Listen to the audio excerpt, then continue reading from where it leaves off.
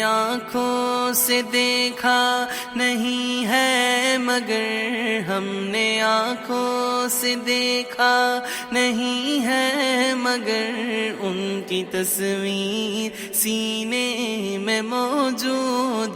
অন্য ধর্মাবলম্বী ভাই তিনি একটি প্রশ্ন পাঠিয়েছেন, তার প্রশ্নটাই আমার হাতে সবার আগে আছে, উপরে আছে। আমি সেই প্রশ্নটির উত্তর দিয়ে শুরু করছি।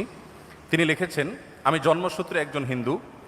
পৃথিবীতে অনেক ধর্মগ্রন্থ বিদ্যমান এবং প্রতিটা ধর্মগ্রন্থই তার অনুসারীদের কাছে সত্য এবং তাদের কাছে এর সত্যতা প্রমাণ করার জন্য যথেষ্ট যুক্তিও রয়েছে।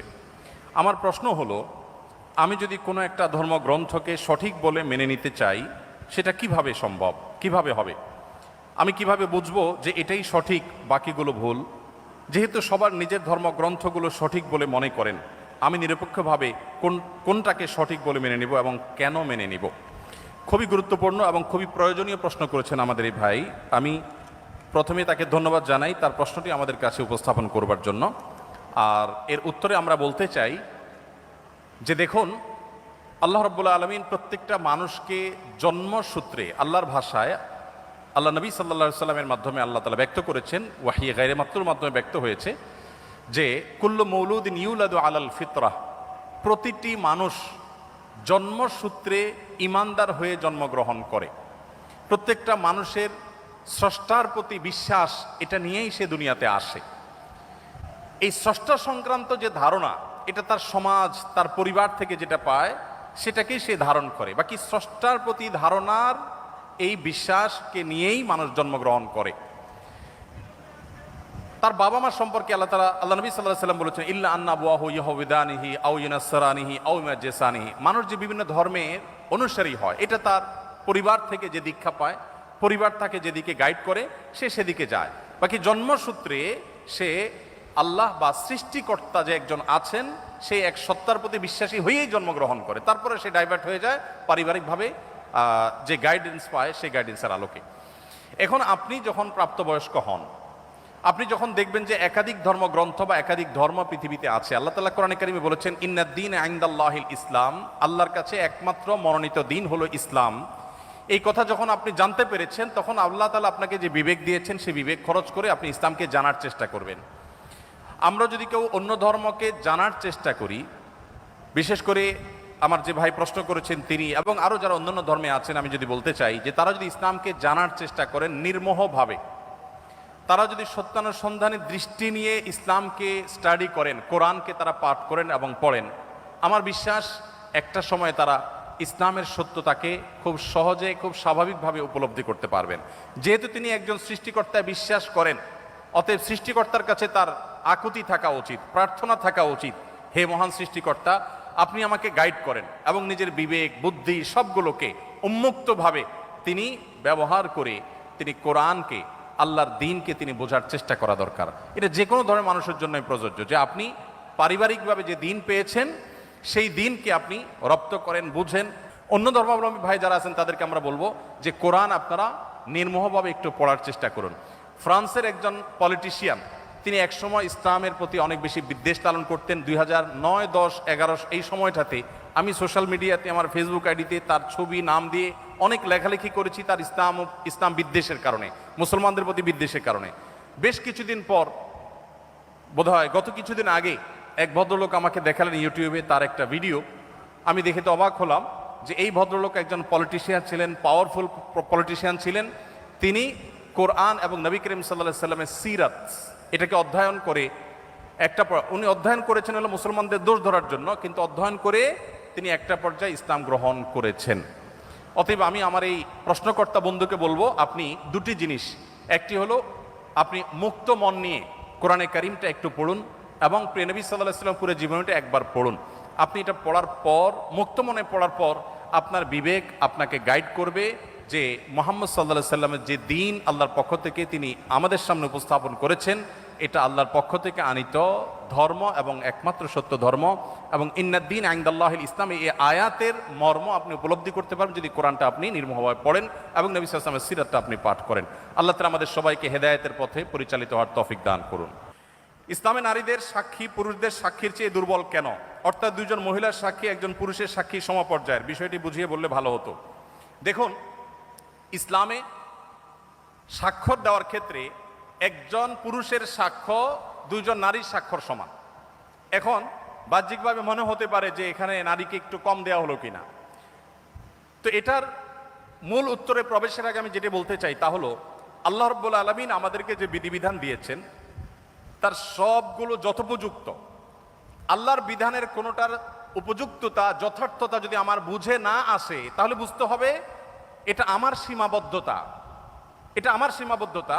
আমি সৃষ্টি হয়ে স্রষ্টার সকল আদেশ নিষেধের তাত্ত্বিক তাৎপর্য এবং তার যৌক্তিক দিক এটা আমার উদ্ধার করতে পারাটা আবশ্যক নয়, বরং যুক্তির দাবি হলো আমি সৃষ্টি হয়ে স্রষ্টার সব আদেশ নিষেধের যথার্থতা আমার বুঝে আসবে না, এ না আসাটাই বরং স্বাভাবিক।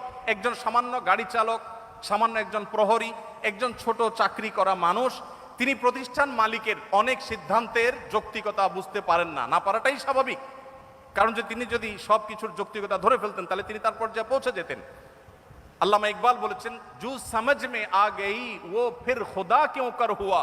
যাকে আপনার বিবেক বুদ্ধি দিয়ে সবকিছু রপ্ত করতে ফেলেছেন তিনি আবার আল্লাহ হয় কিভাবে? আল্লাহ তো সে মহান সত্তা যে আপনার বিবেক দিয়ে বুদ্ধি দিয়ে তার সবকিছুকে আপনি রপ্ত করতে পারবেন না। এখানেই তো তার বিশালত্ব, এখানেই তো তার মহত্ব। ছোট একটা উপমা দেই।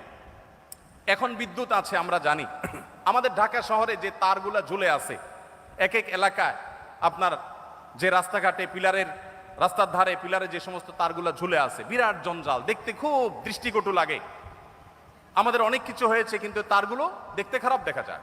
এখন ধরা যাক আজ থেকে 100 বছর আগের একজন মানুষ পৃথিবীতে এখন ফিরে আসছে। যুক্তির খাতিরে শুধু আমরা ধরে নেই যে একজন মানুষ 100 বছর আগের ছিলেন, তিনি ফিরে এসেছেন। তিনি এই বৈদ্যুতিক যে টেকনোলজি এ সম্পর্কে কোনো ধারণা তার নাই। এ ভদ্রলোক এসে সুন্দর করে একটা চাকু নিয়ে বা ধারালো কিছু নিয়ে তিনি এই তারগুলো একেবারে পরিপূর্ণভাবে সাফ করে দিয়েছেন কেটে। কারণ এগুলো দেখতে খারাপ দেখা যাচ্ছিল, শহরের সৌন্দর্য নষ্ট করছিল, তিনি পরিষ্কার করে দিয়েছেন। তার এই পরিষ্কার করার কারণে তাকে গ্রেপ্তার করে থানা জেলে নেওয়া হলো। এরপরে তার নামে মামলা হলো, তার নামে মৃত্যুদণ্ডের রায় আসলো এবং তাকে মৃত্যুদণ্ড দিতে নেওয়া হলো। এই লোক যদি বলে যে আমাকে মৃত্যুদণ্ড দেওয়ার কি যৌক্তিকতা থাকতে পারে বলো? আমি সামান্য একটু তার কাটছি, ভালোর জন্য কাটছি, যদি খারাপও করে থাকি তো একটা জঞ্জালিত, আমাকে মৃত্যুদণ্ড কেন দিতে হবে? যদি বলা হয় যে তোমার এই তার কাটার কারণে বহু হসপিটালে লাইফ সাপোর্টে থাকা রোগী মারা গেছে, তোমার এই তার কাটার কারণে বহু ক্ষয়ক্ষতি হয়েছে, এই জন্য তোমাকে শাস্তি পেতে হবে, এই যুক্তি দিয়ে তাকে বোঝানো যাবে বলেন? 100 বছর আগের মানুষ পৃথিবীতে আজকে আসছে, সে বিদ্যুৎ সম্পর্কে কোনো ধারণা নেই, দেখেও নেই কিছু। এই লোককে যতই যুক্তি দিয়ে বোঝানো হোক যে তোমার সামান্য এই তার কাটার কারণে অনেক ক্ষতি হয়ে গেছে, এটা কি সে বুঝবে? বুঝবে না। আমরা যে এক জায়গায় সুইচ দিলে আরেক জায়গায় ফ্যান ঘোরা শুরু হয়, এখন তো আপনার কমান্ডে অর্ডার করা যায়। এই যে ওয়ালে সুইচ দিলে ফ্যান ঝুলে, ফ্যান ঘুরে, আবার সুইচ বন্ধ করলে ফ্যান থেমে যায়, এই টেকনোলজি যিনি জানেন না, এরকম 200 বছর আগের, 150 বছর আগের, 100 বছর আগের মানুষ যদি পৃথিবীতে আজকে এসে তাকে যদি বোঝানো হয় যে এটা টিপ দিলে এটা ঘুরবে, সে বলবে ইয়ার কি মারো না, এটা কিভাবে সম্ভব? তো মানুষের টেকনোলজি সম্পর্কে ধারণা না থাকলে তার কাছে সেটা অযৌক্তিক মনে হয়, ইলজিক্যাল মনে হয়। তো যিনি টেকনোলজির সৃষ্টিকর্তা, আল্লাহর টেকনোলজি সম্পর্কে আপনার যদি আইডিয়া না থাকে, আপনি প্রশ্ন তুলবেন ভাই এটা কিভাবে সম্ভব? আমরা একবার সুবহানাল্লাহ বললে এতগুলো গাছ হয়ে যায়, জান্নাতে এটা হয়ে যায়, এগুলো শুনে আমাদের মনে প্রশ্ন জাগতে পারে কিভাবে সম্ভব? মুখ দিয়ে সুবহানাল্লাহ বলবো আর ওখানে গাছ হয়ে যাবে, কেমনে সম্ভব? এখন আপনারা ভয়েস কমান্ড সম্পর্কে জানেন। ভয়েস কমান্ড এমনভাবে সেট করা সম্ভব যে এখান থেকে আপনি ভয়েস কমান্ড দিবেন, আরেক জায়গায় কাজ শুরু হয়ে যাবে। সম্ভব না? সম্ভব না। তো মানুষের টেকনোলজি যদি এই হয়, তাহলে আল্লাহর টেকনোলজি কি না হতে পারে? তো এই জন্য ভাইকে আমি প্রশ্ন উত্তর প্রথমে বলতে চাই, আমি হয়তো একটা যুক্তি আপনাকে দিতে পারবো। সবচেয়ে বড় যুক্তি হলো আল্লাহ রাব্বুল আলামিন নির্দেশ করেছেন মেয়েদের 2 জনের সাক্ষ্য পুরুষদের 1 জনের সাক্ষ্যের সমান। এর পেছনে যুক্তিকতা কি, তাৎপর্য কি, যথার্থতা কি, আমার বুঝে আসুক আর না আসুক, এটাই সত্য, এটাই বাস্তবতা, এর নামই ঈমান। আর যদি বলেন যে আমার বুঝে আসলে আমি মানবো, না বুঝে আসলে মানবো না, তাহলে তো আল্লাহর প্রতি ঈমান আনলেন না, আপনার বুঝের প্রতি ঈমান আনলেন। যাই হোক, এখানে সাক্ষ্যের একটা ব্যাপার হলো যে সাধারণত সাক্ষ্য দেওয়ার যে বিষয়গুলো ঘটে এগুলো পুরুষরাই সাধারণত দেখে, মেয়েদের দেখার পসিবিলিটি কম থাকে। তারা থাকেন পর্দায়, তারা থাকেন বাসা বাড়িতে, তারা থাকেন নিজস্ব আঙ্গিনা, নিজস্ব আলোয়।